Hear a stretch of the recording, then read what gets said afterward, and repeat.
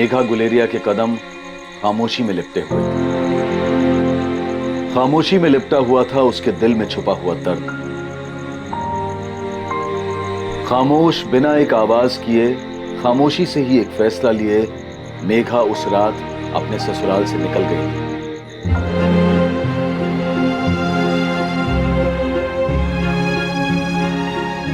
और अपने 4 साल के बेटे जगत को पीछे छोड़ गई थी।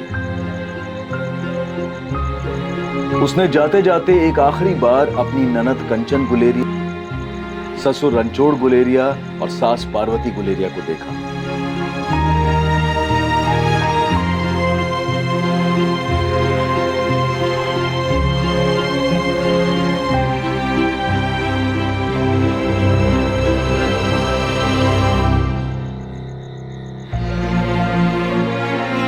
और फिर बाहर निकल गई, अपने घर से दूर, अपने अंदर के समेटे हुए दर्द से दूर।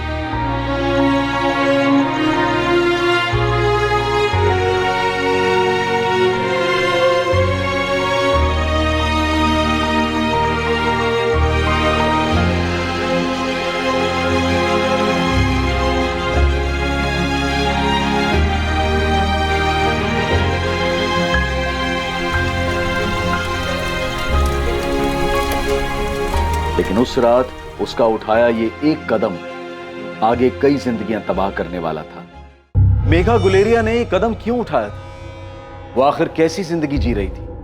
उसके साथ ऐसा क्या हुआ था जिसकी वजह से उसने अपनी ही जान लेने के बारे में सोचा? क्या उस रात मेघा गुलेरिया ने आत्महत्या करने के अपने फैसले को अंजाम दे दिया था?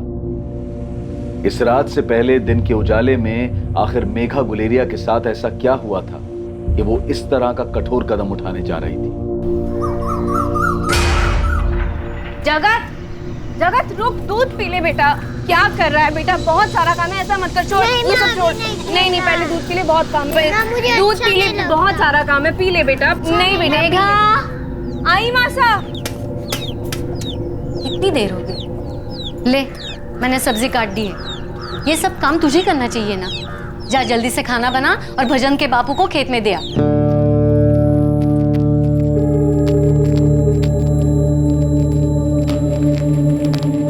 देर हो गई बाबूजी। चल आगे से जल्दी आना। सुन, रुक जरा। अरे कुछ खाकर जा। हाँ बेट। बाबूजी वो घर पे बहुत काम है, मैं घर पे खा लूंगी। कैसी है मेघा? मैं ठीक हूँ जेठ जी। बापू कह रहे हैं बैठने के लिए, तो बैठना। नहीं वो घर पे काम है, मुझे निकलना होगा।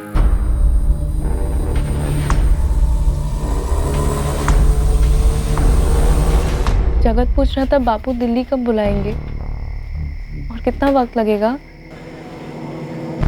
हम दोनों को यहाँ पे नहीं रहना है। बस थोड़े दिन रुक जा मेघा, 2 पैसे इकट्ठा कर लेने दे। उसके बाद मैं तुझे और जगत को बुला लूंगा अपने पास। तुझे तो पता है मैं खुद तेरे भाई और उसकी पत्नी के साथ रहता हूँ। बहुत छोटा सा कमरा है। वहाँ अपना कमरा कब तक हो जाएगा? थोड़ा टाइम तो लगेगा, आसान नहीं है। यहाँ किराए पे कमरा लेने के लिए बहुत सारा पैसा जमा करना पड़ता है। हमारी बहुत याद आती है। मैं कौन सा सुकून से हूँ तुम दोनों के बिना यहाँ। मेरी तो आंखें तरस गई तुम दोनों को देखे हुए। तो ले चलो ना हमें यहाँ से। मेघा, कोई तकलीफ है वहाँ? हे मेघा, बोलना क्या हुआ? कुछ नहीं हुआ है, मैं ठीक हूँ। तेरी आवाज़ से लग रहा है तू कुछ छुपा रही है। मुझे तकलीफ है पर बता नहीं रही। नहीं, कोई परेशानी नहीं है।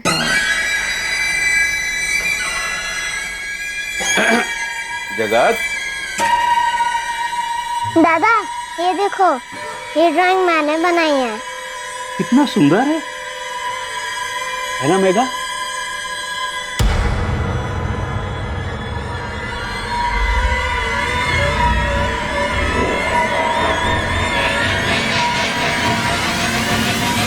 मेघा, कितना सुंदर मोर बनाया इसने। जी बाबूजी। रोज रोज क्या जरूरत है बापू के यहाँ जाके आने की? मेरे माँ बापू का घर है, वो हालचाल पूछने के लिए तो जाऊंगा ना। इसी बहाने मेघा के बड़े हालचाल पूछे जाते हैं। मेरे छोटे भाई की बीवी है, वो अकेली है बेचारी। दिल्ली जाते वक्त भजन कहकर गया था सबका ख्याल रखना, तू भी जाया कर। रोज नहीं तो 2-4 दिन में एक बार खोज खबर ले आया कर। बापू ये देखो जोधपुर में सर्कस लगा है, हम भी चलेंगे ना? हाँ, और जगत को भी साथ ले जाएंगे। जगत को ही साथ ले जाना, मेघा को नहीं। क्या अनाप शनाप बात कर रही है तू लता? तू आज इतनी चुप क्यों है मेघा? तू कुछ बोल क्यों नहीं रही? क्या बोलूं माँ, बोलने को कुछ है ही नहीं। माँ हूं मैं तेरी, फोन पर भी तेरी आवाज से पहचान सकती हूँ। कुछ हुआ है क्या वहाँ? क्या हुआ है बेटा? तू कुछ बोल क्यों नहीं रही है? ससुराल वाले परेशान कर रहे हैं क्या? वो पार्वती बहन और रणछोड़ भाई साहब ने कुछ उल्टा सीधा तो नहीं बोल दिया तुझे? नहीं माँ, ऐसी कोई बात नहीं है। साफ साफ बता बेटा, दहेज मांग रहे हैं क्या वो लोग? मैं तेरी माँ भी हूं और तेरा बापू भी हूं, बता मुझे, दहेज मांग रहे हैं क्या वो लोग?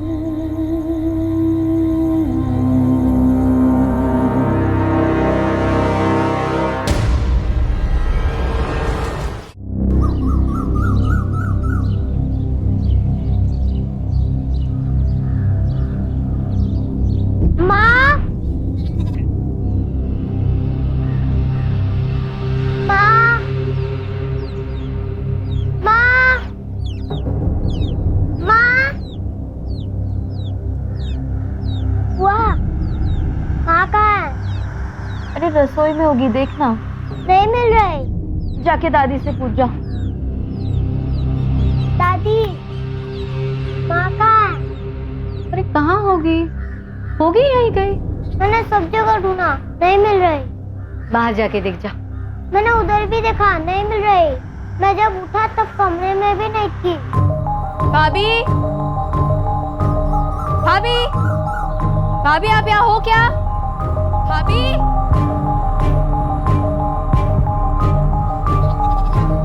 ए धनीराम, हमारी बहू मेघा को देखा क्या?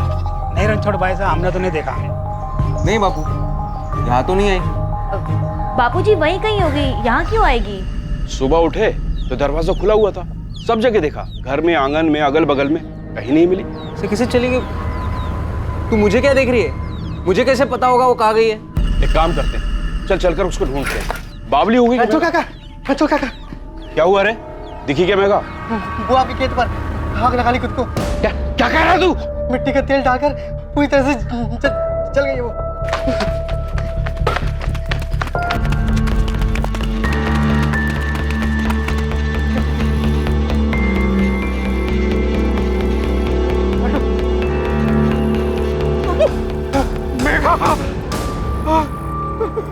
ये कैसे हो गया रणछोड़ भाई साहब? पता नहीं भाई साहब ये कैसे हो गया। सुबह जब हम सोकर उठे तो ये मेघा घर पर नहीं थी, दरवाजा खुला हुआ था, बस तभी से ढूंढ रहे थे। ये मेघा ने खुद नहीं जलाया होगा, किसी ने। मेघा ऐसा क्यों करेगी बापू?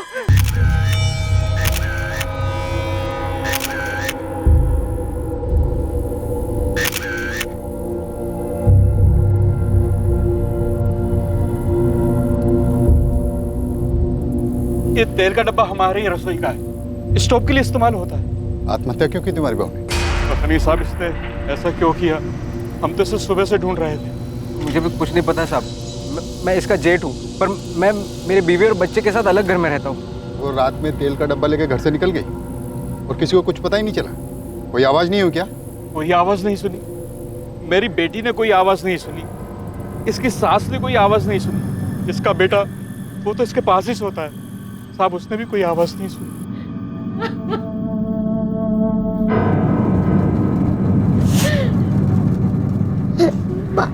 क्या हुआ बुआ? पता नहीं जगत, लेकिन सब ऐसा क्यों बोले कि माँ मर गई?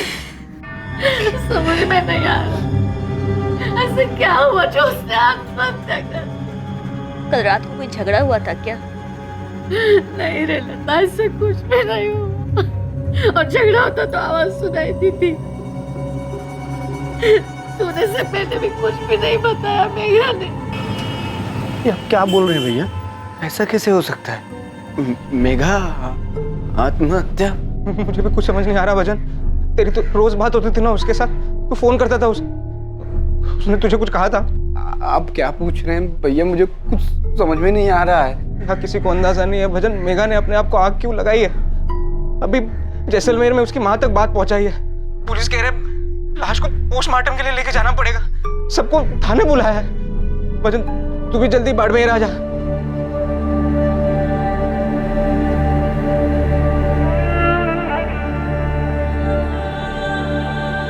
भैया मेरे जीजा जी को देखा क्या? हाँ भजन जी,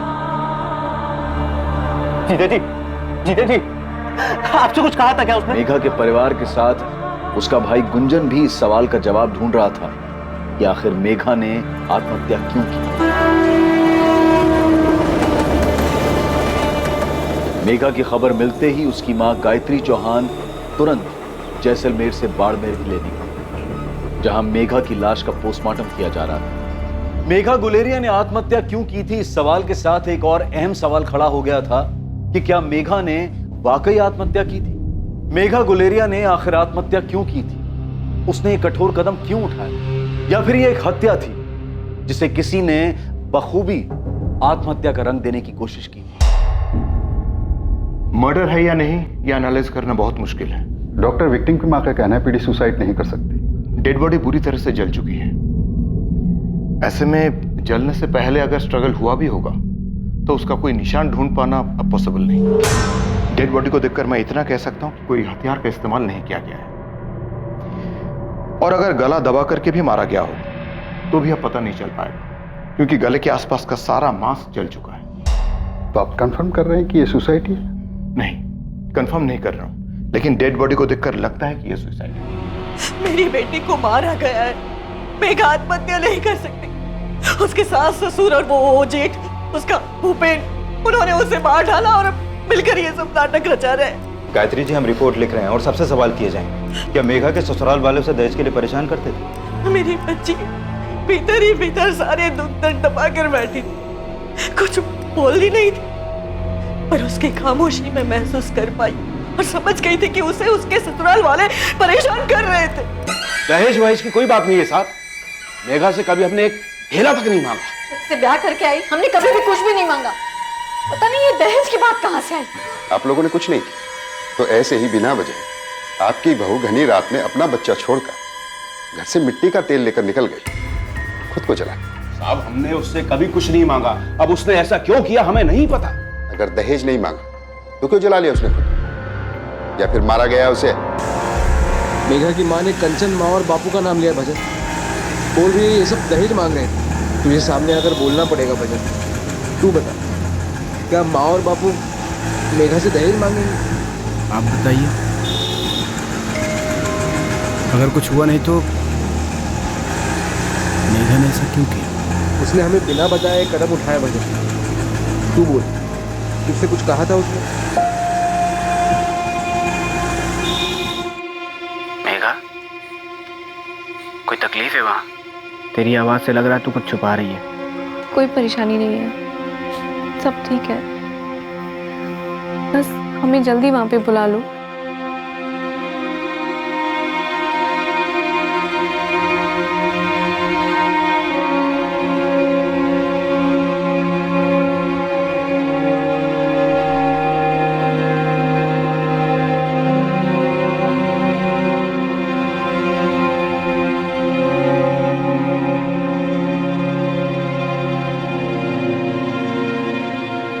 हेलो मेघा, कमरा देख लिया किराए पर? अगले महीने में ले रहा हूँ। 2 हफ्ते में गांव आ रहा हूँ तुझे और जगत को लेने। ए मेघा, अब तो खुश है ना? अब यहीं पे रहेंगे साथ में दिल्ली में, और जगत के लिए अच्छा स्कूल भी देख लिया है। मेघा, कुछ बोलना। हाँ। मेघा क्या हुआ? हफ्ते भर से देख रहा हूँ तेरी आवाज कुछ अजीब सी लग रही है मुझे। कुछ हुआ है क्या? कुछ नहीं हुआ है, सब ठीक है।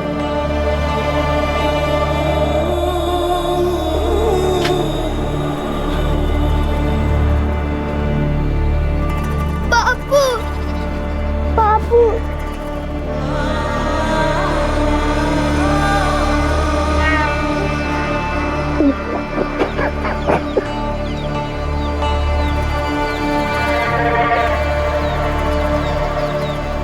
नाथुराम जी, हमने अपनी बहू से कभी कुछ नहीं मांगा, एक ढेला तक नहीं लिया उससे। अगर हमने उससे कुछ लिया होता तो आपको पता चलता।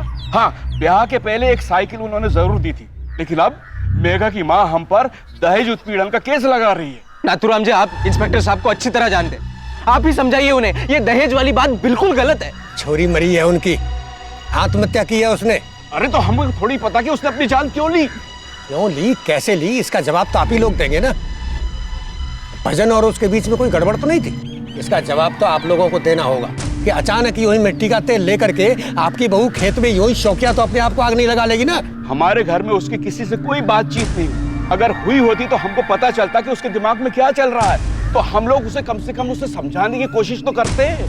देखो भाई, हम पंचायत के मुखिया भले ही हों, पर ये दहेज के दबाव में आत्महत्या का मामला है तो हम पुलिस पे जोर दे ही नहीं पाएंगे।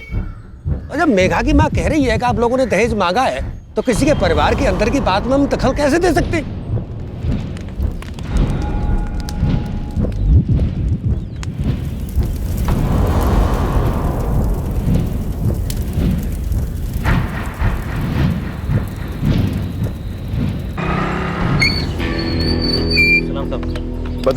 पता चला मेघा ने सुसाइड क्यों किया था? वो बात तो पता नहीं, लेकिन एक बात पक्का है कि इस गुलेरिया खानदान में कुछ तो बातें हैं जो अंदर ही अंदर पकड़ी।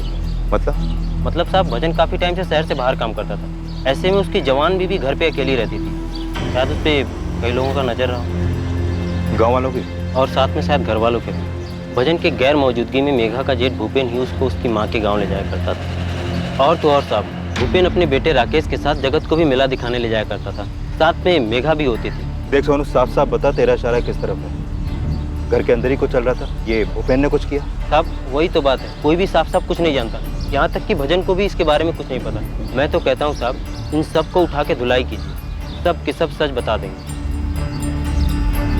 मेघा गुलेरिया के ससुर रणछोड़ गुलेरिया, सास पार्वती गुलेरिया और ननद कंचन गुलेरिया पर दहेज मांगने और उसे आत्महत्या करने के लिए उकसाने की धाराएं लगाई गई। आप अच्छी तरह जानते हो जीजा जी कि आपके परिवार वालों ने मेरी बहन को मजबूर किया कि वो खुद की जान ले ले। पिछले 1 महीने से मुझे लग रहा था कि कोई बात है जो जिसकी वजह से वो बहुत दुखी है, और वो खुलकर बता नहीं पा रही है। बाप की मर्जी है जीजा जी, आपको अपने परिवार वालों का साथ देना तो आप दो, लेकिन हम चुप नहीं बैठेंगे। हम लोगों ने अपनी मेघा खोई है और उसके गुनाहगारों को हम छोड़ेंगे नहीं। लोगों ने हत्या की है दामाद जी, और आप उन हत्यारों का साथ दे रहे हैं। अपनी पत्नी, मेरी बेटी मेघा के साथ अन्याय कर रहे हैं आप। आत्महत्या क्यों की उसने, ये बताओ मुझे। फोन पे चुप्पी साध के बैठी थी, कुछ बता नहीं रही। ये सब कविताएं मत सुनाओ। मैं सच कह रहा हूँ साहब, मुझे कुछ नहीं पता। मैंने कई बार पूछा मेघा से कि क्या बात है मेघा बता, लेकिन उसकी खामोशी नहीं टूटी। लेकिन उससे बात करते वक्त मुझे एहसास होता था कि वो तकलीफ में तो थी। उसकी माँ ने अपने बयान में कहा है कि उसे पता चल गया था कि उसकी ससुराल में दहेज मांगा जा रहा है। तुमने कितने मांगे थे भजन? कोई दहेज नहीं मांगा साहब, कैसी बात कर रहे हैं आप? मैं तो मेघा से प्यार करता था, और बहुत प्यार। मैं उसे दिल्ली भी ले जाने वाला था, कमरा भी देख लिया था। मैंने उसको बोला था मैं 2 हफ्ते में आऊंगा उससे लेने, लेकिन देखो, 1 महीने से मेघा गुलेरिया अपने पति भजन गुलेरिया से फोन पे बात करते वक्त तकलीफ में थी। भजन गुलेरिया ने यह बयान दिया है, उसे सब पता था। लेकिन भजन गुलेरिया एक बार भी दिल्ली से वापस अपने गांव आकर अपनी पत्नी के आमने सामने बैठकर ये नहीं पूछता कि उसकी तकलीफ क्या है। मेघा के पति भजन को यह कभी समझ में नहीं आया कि आखिर उसकी पत्नी ने उसे अपनी तकलीफ के बारे में क्यों नहीं बताया।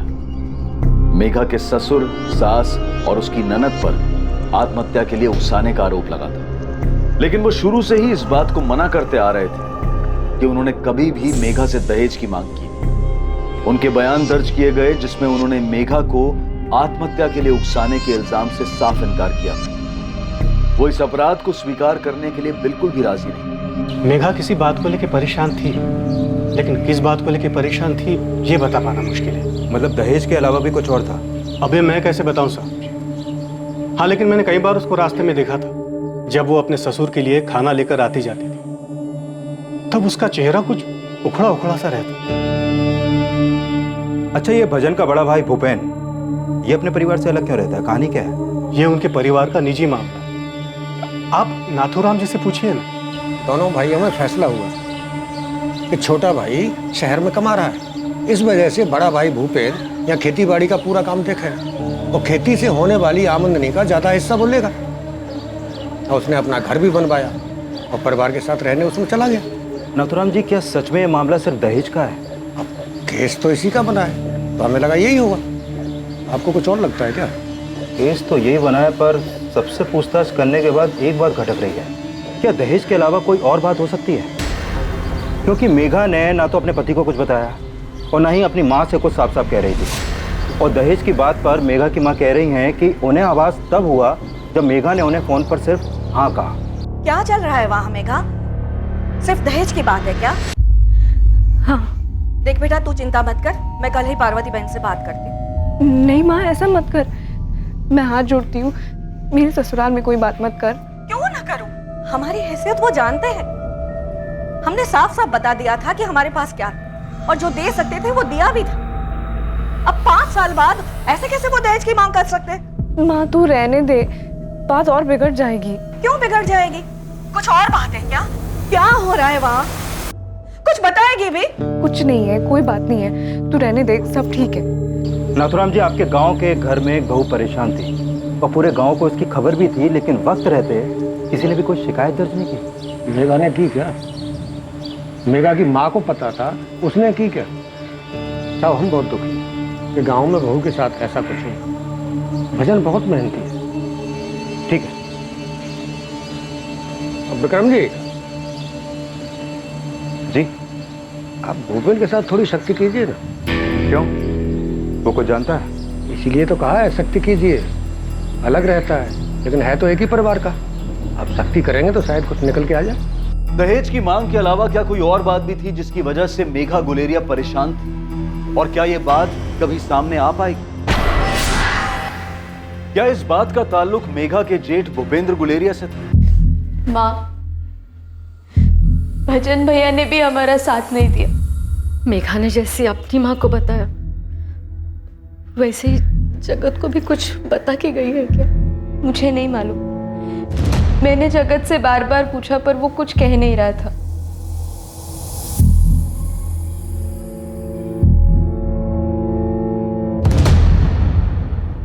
माँ वो तकलीफ में थी क्या बेटा? दादी और दादा ने माँ को बहुत परेशान किया था। बुआ माँ पे चिल्लाई थी क्या? तेरे को कुछ बोला था माँ ने? बड़े पापा ने माँ को कुछ कहा था क्या? माँ रो रही थी क्या?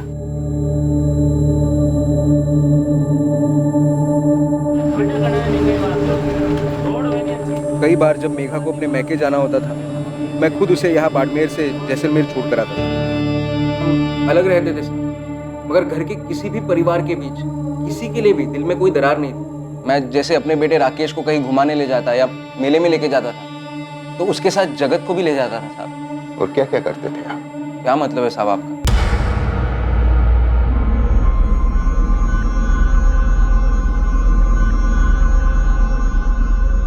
जो भी पूछना है साफ साफ पूछिए साहब। एक तो आप लोगों ने मेरी माँ, बापू और बहन कंचन को अपनी हिरासत में रखा है दहेज के आरोप में। आप ही सोचिए साहब, अगर उन्होंने मेघा से दहेज मांगा होता तो मेघा इतनी बार अपने मैके जाती थी, कभी उसने अपनी माँ से क्यों नहीं कहा? फोन पर इतना बात करती थी। खास उसके लिए भजन ने घर पे फोन का कनेक्शन लगाया था। फोन पर किसी को बता दी मगर नहीं बताया। मैं नहीं जानता साहब आपको ये सब किसने बताया। अच्छी भली खुश थी मेघा हमारे घर में, सब उसका ख्याल रखते थे, जगत से भी सब लाड करते थे साहब। इतना ही प्यार था तो सुसाइड क्यों किया उसने? मैं नहीं जानता साहब, और ये भी नहीं जानता कि उसने आत्महत्या क्यों की। होगी उसकी कोई तकलीफ जो किसी को बताना नहीं चाहती, मगर अब हम क्या करें साहब? मेरा पूरा परिवार जेल में सड़ रहा है, बेल नहीं हो पा रही है। अगर शादी के 7 साल में लड़की के साथ दहेज के लिए कुछ होता है तो आरोपी लंबे वक्त के लिए अंदर जाते हैं। मेघा की शादी को अभी 7 साल पूरे नहीं हुए। भूल जाओ, तुम्हारे माँ, बापू, बहन बाहर आई। मेघा ने पता नहीं क्या कह दिया उसे फोन पर, ऐसा केस बना दिया कि किसी को बेल नहीं मिल पा रही। ऊपर से तू ये बयान देकर आया कि मेघा तकलीफ में थी। मेघा तकलीफ में थी भैया, मेरे जब भी उससे बात होती थी तो मुझे एहसास होता था। मगर अब जब वो नहीं रही तो तुझे अपने परिवार के खिलाफ बोलने की क्या जरूरत थी? तो झूठ बोलता क्या? और सच बोलने से जो माँ बापू और कंचन तकलीफ में आ गए उसका क्या? देख भजन, अब जब मेघा मर चुके हैं तो तुझे अपना मुंह बंद रखना चाहिए था। ये सच और झूठ एक तरफ है, मगर जब परिवार की बात आती है ना तो सिर्फ परिवार मायने रखता है और कुछ नहीं। और मेघा, वो हमारा परिवार नहीं थी क्या? बेवकूफों जैसी बात मत कर।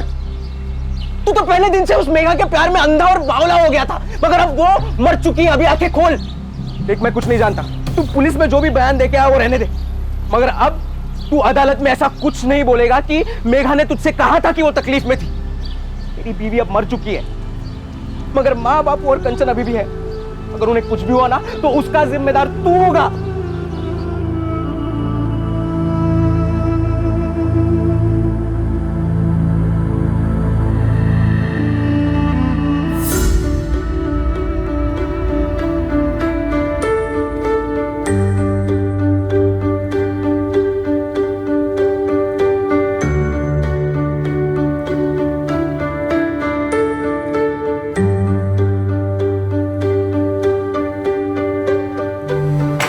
संभल के चलो। खुश रहो।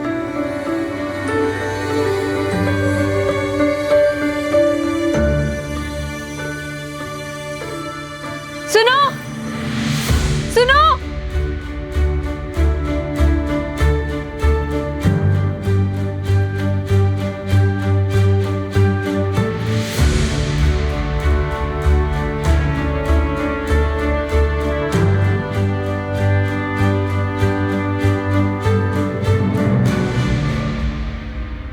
एक पति का अपनी पत्नी के लिए प्रेम, उसके अपने परिवार के प्रति निष्ठा के बीच दीवार बनकर खड़ा होने जा रहा था। इंसाफ का तराजू किसी भी तरफ झुके, पर फैसला भजन गुलेरिया के दिल को चीर कर रख देने वाला था। योर ऑनर, यहां पर हर कोई एक ही बात बोल रहा है। मेघा परेशान थी, तकलीफ में थी। मेघा गुलेरिया से गुलेरिया परिवार वाले दहेज की मांग कर रहे थे और दहेज के लिए उसे टॉर्चर कर रहे थे, जिसकी वजह से उसने आत्महत्या की। लेकिन योर ऑनर, इस बात को साबित करने के लिए किसी भी तरह का सबूत अब तक पेश नहीं किया गया। योर ऑनर, केरोसिन कैन जो गुलेरिया परिवार के किचन से है। गुलेरिया परिवार के घर का दरवाजा खुला पाया गया 8 सितंबर की सुबह। मेघा गुलेरिया कहीं भी किसी को भी नहीं मिली, ढूंढने पर भी नहीं, और खेतों में मिली, वो भी जली हुई हालत में। योर ऑनर, एक 23 साल की औरत जिसने अपनी मां से साफ साफ कहा था, उसकी मां यानी कि गायत्री जी ने अपने स्टेटमेंट में मेघा गुलेरिया के ससुराल द्वारा मेघा से दहेज की मांग की थी, और यही बात उसने कोर्ट में भी कही थी। लेकिन सबूत कहां है योर ऑनर? मेघा ने अपनी मां के साथ फोन पर बातचीत की, यह सबूत नहीं हो सकता।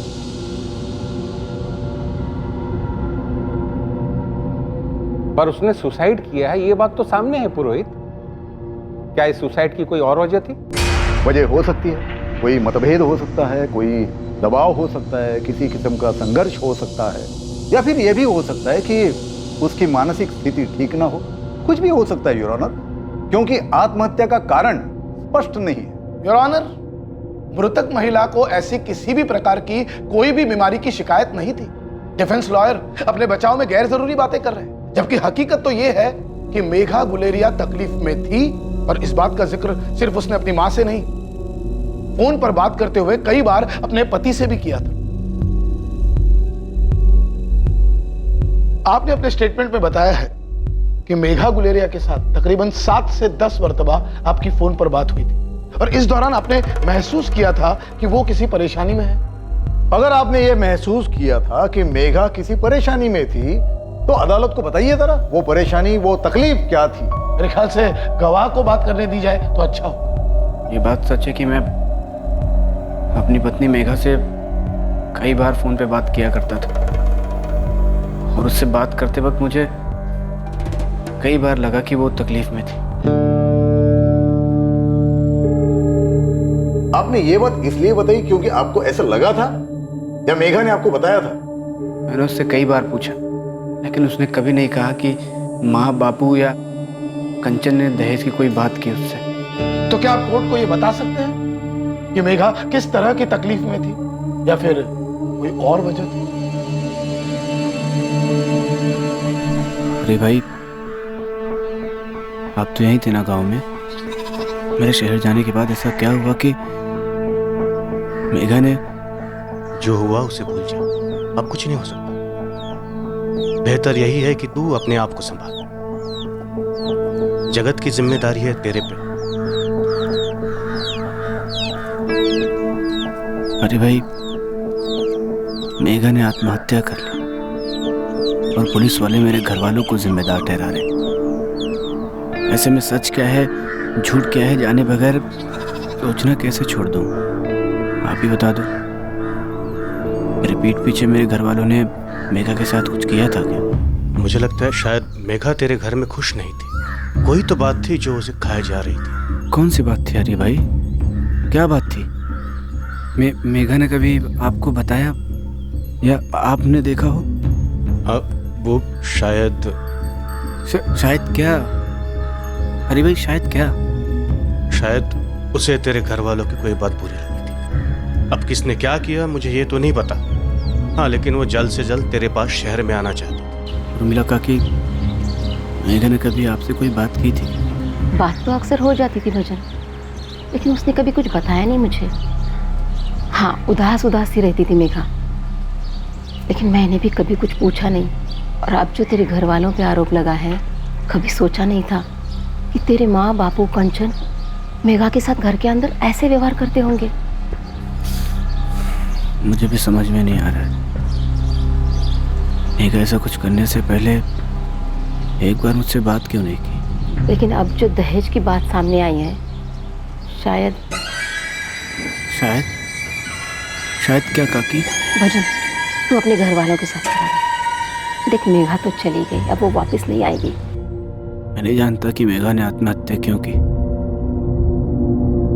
योर ऑनर, भजन और गायत्री की गवाही में पिछले महीने भर में मेघा के साथ फोन पर जो बातचीत हुई उसमें एक ही बात बोली जा रही कि मेघा परेशान थी, लेकिन पोस्टमार्टम रिपोर्ट इस तरफ साफ इशारा कर रही है कि ये आत्महत्या है, क्योंकि बॉडी पर किसी भी तरह के घाव, अन्य कोई भी निशान नहीं पाए गए। योर ऑनर, सबसे पहली बात, पीड़ित की लाश बहुत ही बुरी तरह से जली हुई हालत में पाई गई है। अगर ये हत्या है ऐसा साबित करने के लिए कोई सबूत ही नहीं है। इसीलिए तो कहा कि अगर ये हत्या है तो लाश इतनी बुरी तरह से जली हुई हालत में मिली है कि किसी भी प्रकार की कोई चोट या कोई निशान इसका पता लग पाना बहुत ही मुश्किल था।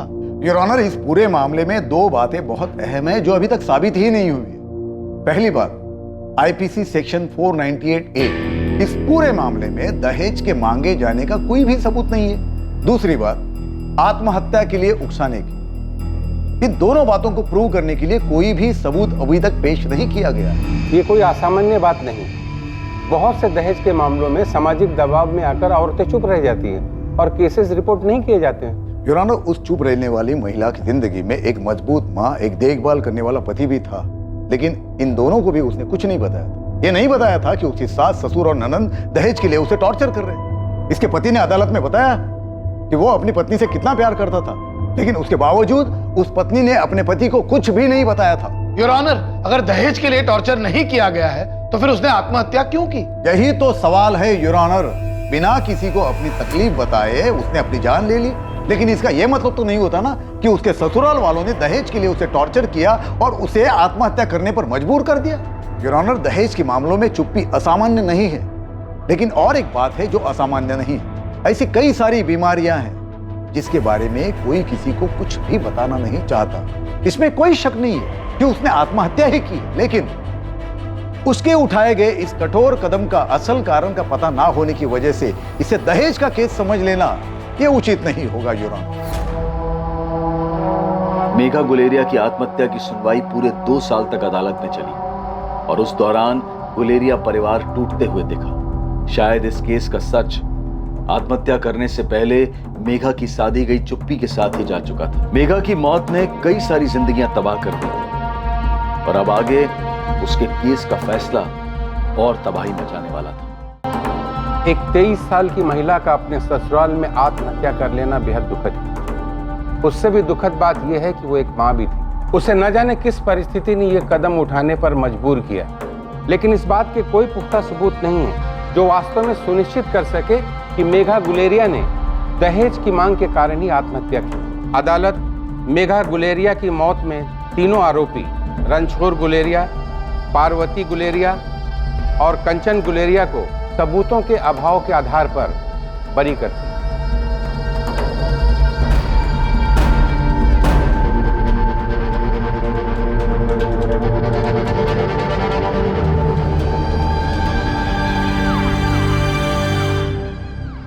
माफ करना माँ जी, मैं मेघा का ठीक से ख्याल नहीं रख पाया। मैं तुम्हें और तुम्हारे परिवार को कभी माफ नहीं करूंगी भजन। मेघा मेरी इकलौती बेटी थी, तुम सबने उसे मार डाला। अब से हर दिन मैं भगवान से यही मांगूंगी कि तुम सबकी जिंदगी बद से बदतर बना दे, इतनी तकलीफ दे कि तुम्हारा जीना दुश्वार हो जाए, तुम और तुम्हारे सारे परिवार का विनाश हो जाए। भजन गुलेरिया और उसके परिवार के लिए जिंदगी अब आगे कभी भी आसान नहीं होने वाली। भैया 2 किलो चावल देना। माफ करना लता, पंचायत ने गुलेरिया परिवार का बहिष्कार किया, कोई भी लेन देन से मना किया। मैं आपको कुछ भी नहीं दे सकता।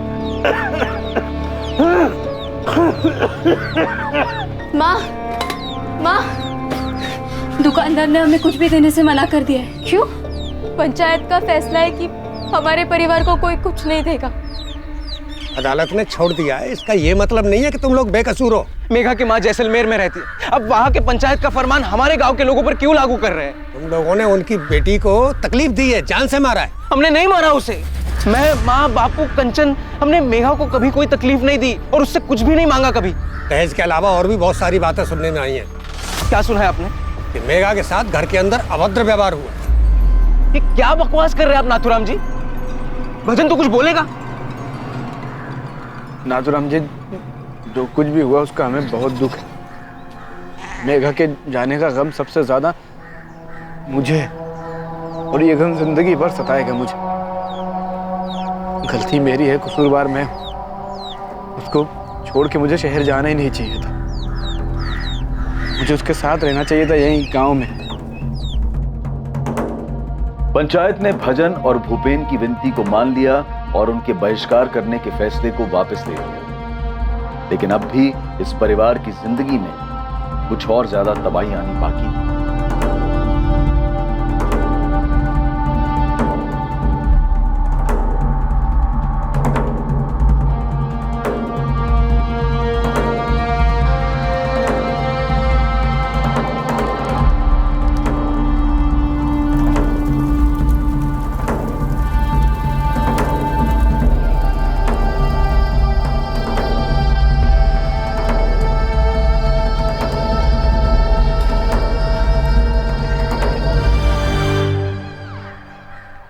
प्रदीप के घर वालों ने कंचन से रिश्ता तोड़ दिया है भजन।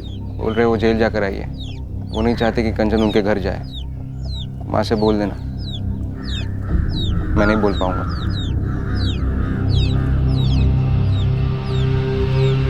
राम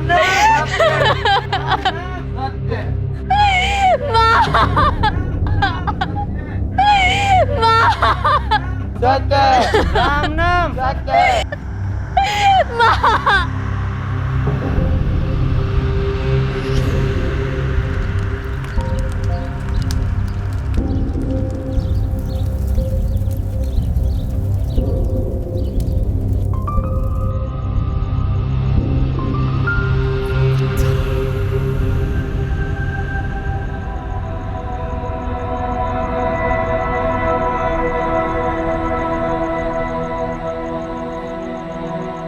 बहुत याद आती है बापू।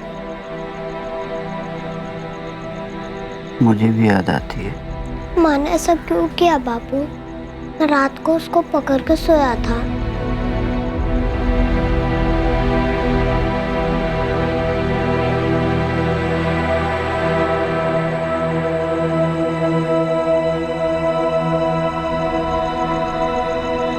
माँ उसको क्यों छोड़ के चले गई बापू? उसने ऐसा क्यों किया? मेघा गुलेरिया ने आखिर आत्महत्या क्यों की? उसने ये कठोर कदम क्यों उठाया? सच तो यह था कि इस कहानी में दहेज की कोई बात ही नहीं, किसी की तरफ से दहेज की कोई मांग नहीं की गई। मेघा का पति भजन समझ ही नहीं पा रहा था कि मेघा की आत्महत्या करने की वजह क्या थी, और उस वजह को जाने बिना उसका मन शांत नहीं हो रहा था। इसलिए उसने उस सच का सामना करने की ठानी जो उसके मुताबिक मेघा की आत्महत्या का कारण हो सकता है। मेघा की माँ ने मुझे श्राप दिया था। देख, बापू भी चला गया और माँ भी चली गई। माँ और बापू अंदर से टूट गए थे भजन। मेघा रोज मेरे सपने में आती है और मैं हर बार उससे पूछता हूँ कि उसने ऐसा क्यों किया। सब दहेज की वजह से हुआ था। मैं नहीं मानता। मैं 4 साल यहीं पे था सबके साथ। माँ, बापू या किसी ने कभी दहेज की कोई बात ही नहीं की। काश वो हमें बता के जाती कि वो ऐसा कुछ करने वाली, क्यों करने वाली। काश हम उसे रोक पाते।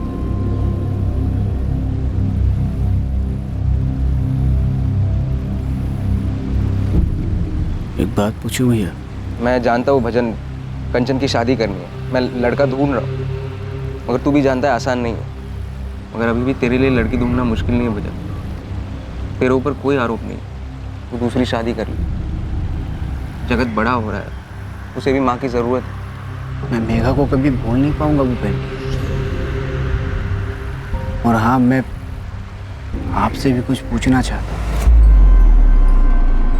पूरा गांव मुझसे पूछना चाहता है। सब बातें भी करते हैं, बस कभी कोई मुंह पे नहीं कहता। लता ने भी कई बार आड़े टेढ़े तरीके से पूछने की कोशिश की। नहीं पूछना चाहता है ना तू कि क्या मैंने या बापू ने कभी भी मेघा के साथ कुछ गलत किया? वो खामोश थी। मैंने कई बार कोशिश किया लेकिन उसकी खामोशी नहीं टूटी। मुझे कुछ बताने से ज्यादा खुद को आग लगाना आसान लगा।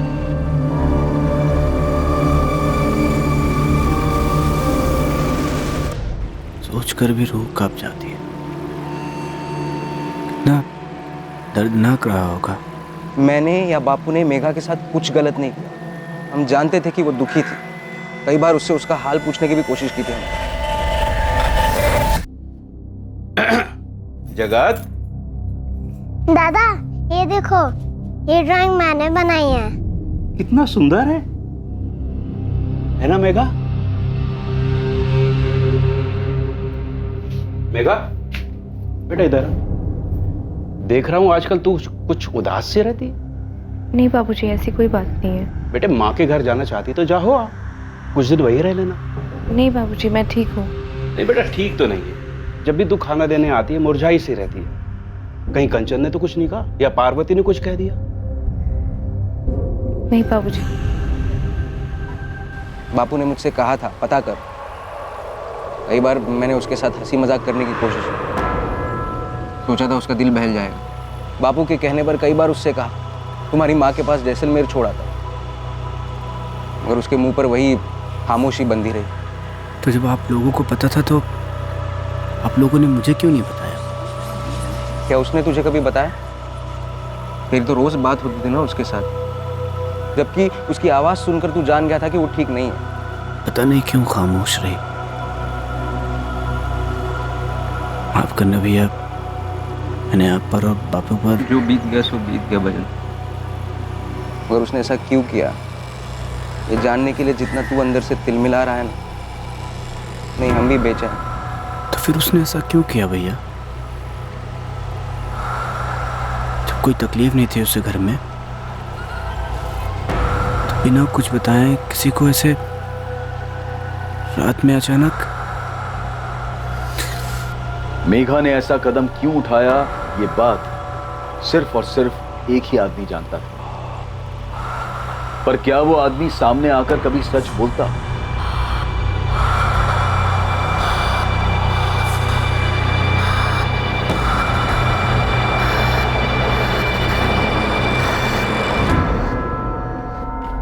मुबारक हो कमल, लड़का हुआ है। चंदा कैसी है? माँ और बच्चा दोनों एकदम स्वस्थ हैं। ये आधा तुझ पे गया है और आधा मुझ पे गया है। ये देख चंदा,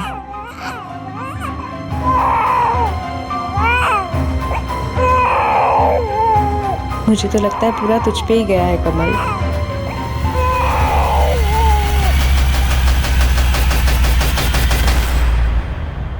क्या चंदा की सिर्फ शक्ल मेघा गुलेरिया से मिलती थी, या फिर वो मेघा गुलेरिया ही थी जो चंदा बनकर जी रही थी? यह अपने आप में एक अनोखा मामला था, एक ऐसा मामला जिसने कई जिंदगियां तबाह की थी और शायद आगे भी करने वाला था। कल रात 11 बजे इस केस के दूसरे और आखिरी भाग में हम इस कहानी की लंबी यात्रा को उजागर करेंगे जो साल 2003 से चली आ रही थी और जिसने कई विचित्र मोड़ लिए थे। अब मैं अनूप सोनिया आपसे विदा लेता हूं, फिर मुलाकात होगी। और याद रखें, क्राइम और आपके बीच में सिर्फ इतना फर्क है कि आप कितने सतर्क हैं। सतर्क रहें, सुरक्षित रहें। जय हिंद।